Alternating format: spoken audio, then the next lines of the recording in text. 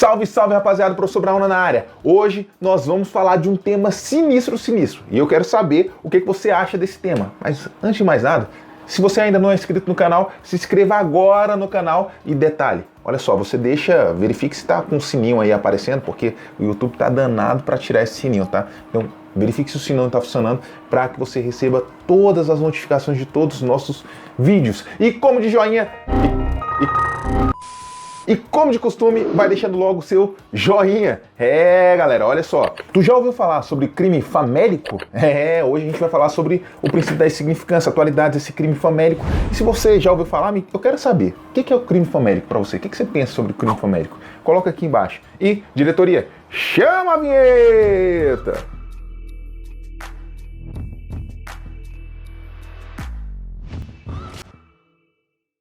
Rapaziada, esse assunto é brutal. Primeiro, é um assunto de muita relevância para a sua prova, tá?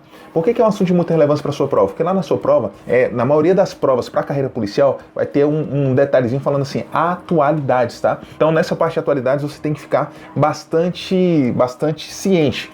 E um outro detalhe que eu falei sobre a questão do crime famélico, é porque o crime famélico ele acaba abordando, e eu vou falar daqui a pouco conceitualmente o que é, acaba abordando tanto a parte da economia, porque é um sinal da nossa economia como está, como a parte também da sociedade, como está a sociedade, né? Então, na sua prova e na maioria das provas, deixa eu até olhar aqui, vou olhar aqui um edital agora, fala assim, ó, tópicos, eu estou olhando o edital da Polícia Civil de Alagoas, mas são vários editais da mesma coisa, tá?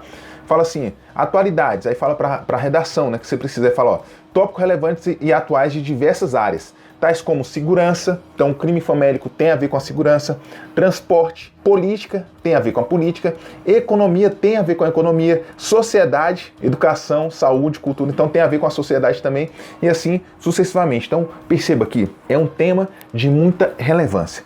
Brauna, o que é o crime famélico? O crime famélico é aquele crime que a pessoa ela comete, né? E eu estou falando o crime de uma forma geral, tá? Do aspecto geral, que a pessoa comete aquela infração, aquele delito. Vamos usar o termo delito que é melhor. É um delito que a pessoa comete por necessidade, porque ela comete para comer, para se alimentar, para sobreviver, sacou? Então é aquela pessoa que vai ao supermercado e furta 1 quilo de carne, meio quilo de carne para a família, certo? Então isso aqui é um crime considerado crime famélico. E o interessante, eu vou fazer o seguinte, eu vou pegar aqui um conceito para vocês de crime famélico, na verdade é um furto famélico, que eu acho muito interessante esse conceito. Fala o seguinte, o furto famélico ocorre quando alguém furta para saciar uma necessidade urgente e relevante. É a pessoa que furta para comer, pois se não furtasse, morreria de fome. Apenas quando não há violência ou ameaça ao furto famélico. Como o nome diz, é furto e não roubo famélico. E é interessante esse conceito, e é esse conceito que eu quero abordar com vocês, né? Porque, primeiro, vocês sabem que existe a diferença entre furto e roubo, né? Então, furto, a principal característica, a principal diferença é que no roubo você tem grave ameaça, você tem violência, né? E no furto não, tá? No furto o objeto não está sendo vigiado, enfim. Então, dentre todas as situações eu quero chamar a atenção para a questão da violência e não violência, só isso nesse primeiro momento, ok? Bom, além disso, primeira coisa que eu preciso saber, cara, qual a relevância econômica do furto famélico, desse crime famélico, desse delito famélico? A principal relevância econômica é saber se existe um aumento da taxa desse furto famélico. Sabe o que significa? Significa que as pessoas estão passando mais necessidade no país. As pessoas estão passando fome no país. Qual é a grande consequência? Significa que a economia ela não está muito boa. A renda está muito mal distribuída, certo? A taxa de desemprego está grande. Isso daí é um espelho, tá? Então um sinal que a economia não está bem. E Brauna, por que você decidiu falar isso logo agora, nesse momento? Porque eu chamei a sua atenção para a questão da atualidades e no BBC News Brasil, do dia, deixa eu pegar aqui, do dia 18 de junho, olha só a notícia do dia 18 de junho. Os brasileiros presos por furto de comida na pandemia de Covid. Ou seja, começa a falar agora sobre esses brasileiros. E aí, interessante é quando diz o seguinte, e aí essa parte me preocupa. Fala que em 2020, cerca de 19 milhões de pessoas viviam em situação de fome no país, segundo o Inquérito Nacional sobre a Insegurança Alimentar no contexto da pandemia da Covid no Brasil.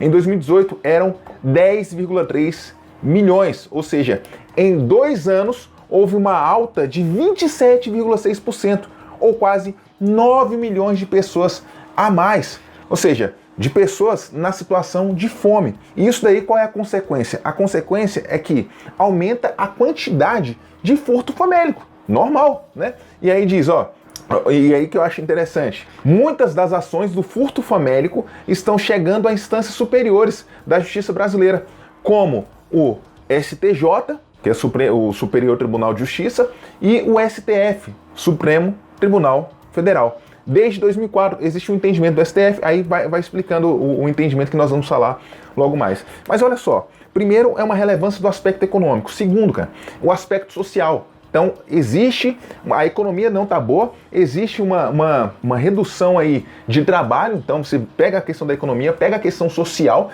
que aí na maioria dos editais vem, tá? E além desse quesito, você ainda tem uma consequência, porque o furto famélico, ele não foi uma causa, ele foi uma consequência, e a consequência dele foi simplesmente a questão da pandemia que nós estamos vivendo, a questão sanitária, e aqui especifica a questão da saúde, em vários editais, fala assim, atualidades à parte de saúde. Então, olha só a consequência. Além disso, qual uma outra consequência que nós temos? Agora, uma consequência gerada por esse furto famélico. A consequência é que os tribunais superiores, eles ficam abarrotados de processo, certo? Abarrotados de processo porque, querendo ou não deixa de ser crime, né? É crime. Agora, precisa ser verificado se vai ser punido ou não, ou se encaixa como crime no aspecto jurídico, né? Porque tudo isso a gente vai ter que abordar. Existem algumas situações, uma pessoa chega e furta uma carne de segunda, uma 100, e outra vai lá e furta uma picanha.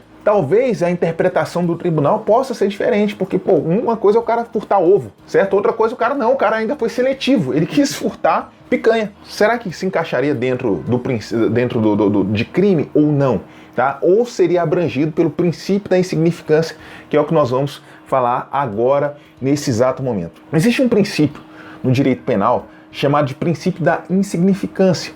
É quando aquele bem que é tutelado, ele não foi atingido na sua essência, tá certo? Ou, de repente, houve uma baixa lesividade. Porque o que o direito penal faz? O direito penal é a última ratio. Eita, Brau, não falo bonito. Não, é só besteirinha, é a última razão, é a última forma de se aplicar, certo? Então, primeiro, o que o direito brasileiro ele quer? O que o Estado ele quer? Ele quer, primeiro, aplicar o direito civil, ele quer aplicar o direito do consumidor. Se não der jeito, cara, ele aplica o direito penal. Por quê? Porque o direito penal ele tem a tendência de tirar um bem mais precioso, um dos bens mais preciosos do ser humano, que é a liberdade. E aí, quando você aplica o direito penal, restringe a liberdade do indivíduo. Então, é a última ratio, tá certo? É a última razão, o último momento de se aplicar. E aí você tem a questão do princípio da insignificância, quando é aplicado. Aí vem a questão, lesividade. A gente tem que verificar se houve, de fato, lesividade, grande lesividade, aquele bem de terceiro. E qual é a lesividade? Poxa, uma coisa é você cometer um furto ali de um carro, outra coisa é de um carrinho de brinquedo, certo? Aí você fala assim, professor, mas depende, um carrinho de brinquedo para um tem um valor, para o carro para outro tem um valor, mas e dentro do contexto comum, certo? Qual que é o valor daquele bem? E dentro do contexto para volutividade, para aquela pessoa específica que está cometendo a ação, qual que é o teor dela? Perceba que aqui a gente está falando sobre insignificância, mas de crime falimentar, tá certo? Ou seja, para alimentação. E olha só, o STF, ele tem um entendimento muito interessante sobre esse princípio da insignificância, que na sua prova pode cair como princípio da bagatela, tá? Como princípio da bagatela ou como preceito da bagatela. Então, qual é o entendimento do STF? O entendimento do STF, primeiro, tem que haver mínima ofensividade da conduta do agente. E o que é mínima ofensividade da conduta do agente? Cara, é não violência, tá certo? Então não pode haver ali a violência. E além disso, nenhuma periculosidade social. Tá? Então, o tópico 2 aí é que o perigo não pode estar causando perigo para a sociedade, certo? Então, nenhum perigo social da ação ali que ele impetrou. O terceiro tópico interessante que o STF ele coloca em questão é reduzíssimo grau de reprobabilidade daquele comportamento. O que é o reduzido grau de reprobabilidade? O Brauna está avaliando essa questão e fala, poxa, bicho, mas e se eu tivesse na situação daquela pessoa? Complicado, cara, a família passando por isso. E aí o nosso diretor aqui fala assim, poxa, e se eu tivesse no lugar daquela pessoa, passando fome e tal? Então perceba que, nesse caso, existe um reduzíssimo grau de reprobabilidade da conduta da ação daquele indivíduo, certo? Ou seja, é entendível, é compreensível, sacou? E aí o STF, além disso, aborda ainda mais 4 situações para aplicar o princípio da bagatela em relação ao furto famélico. E esse quarto é a inexpressividade da lesão jurídica provocada. E o que é isso, Brauna? O que é isso? Cara, é saber o seguinte, houve uma afronta ao que o direito protege? Se houve uma afronta ao que o direito protege, beleza. E essa afronta, ela foi expressiva ou inexpressiva? Sacou? Então assim, o direito ele não protege o bem de terceiro? Protege o bem de terceiro. Mas agora, foi expressivo essa conduta do agente nesse bem de terceiro? Ou seja, em relação a isso? Então, tudo isso também é levado em consideração. Além disso, agora um bônus, vamos lá para o bônus, né? Tem um bônus aí que eu vou falar para você. E aí já é uma parada mais evoluída. E se o teu nível não tiver aí, beleza, tá tudo certo. Se o teu nível seguir, tá tudo certo também, tá? Vou aprofundar um pouco mais. Dentro da questão do crime, né? O Brasil ele adotou a teoria tripartite, né? A doutrina majoritária brasileira adotou a teoria tripartite. E o interessante é que na teoria tripartite a gente vê que o crime ele é dividido em 3 elementos, tá? O fato típico, o fato antijurídico ou ilícito, depende se você está falando da doutrina alemã ou da doutrina italiana, e a culpabilidade, tá? E o que eu vou abordar agora, está dentro do primeiro elemento, que é o fato típico. Dentro do fato típico é verificado uma questão chamada de tipicidade. O que é tipicidade? Tipicidade é verificar se aquela conduta está amoldada no tipo penal, tá? E essa tipicidade é verificar se existe um encaixe perfeito. É como se fosse um quebra-cabeça e você tem uma peça, certo? E se essa peça se encaixa direitinho, se ela se encaixa, se amolda direitinho ali no tipo penal, você tem a tipicidade. Só que essa tipicidade, ela é dividida em tipicidade formal, tipicidade material e, de acordo com a doutrina, salvo melhor juízo, Eugênio Pacelli, salvo melhor juízo, tá?